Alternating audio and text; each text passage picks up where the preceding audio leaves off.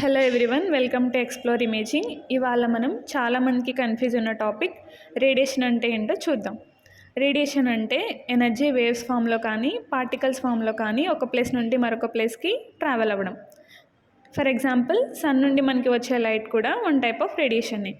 ఎంత energy radiation carry చేస్తుంది అనే దాన్ని బట్టి బేసికల్లీ రేడియేషన్ని 2 టైప్స్గా డివైడ్ చేసాం.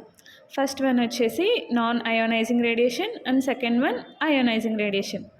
నాన్ అయోనైజింగ్ రేడియేషన్ అంటే లో ఎనర్జీ రేడియేషన్ అనమాట, సేఫ్ టైప్.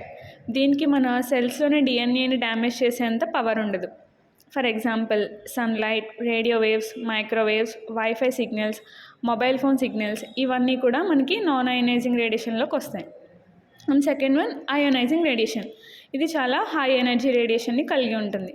దీనికి చాలా పవర్ ఉంటుంది. ఇది మన సెల్స్లోని డిఎన్ఏని చేంజ్ చేసే కెపాసిటీని కలిగి ఉంటుంది.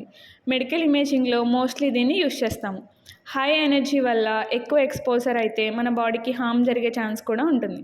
For example, x rays, CT scans, gamma rays and radiation therapy machines.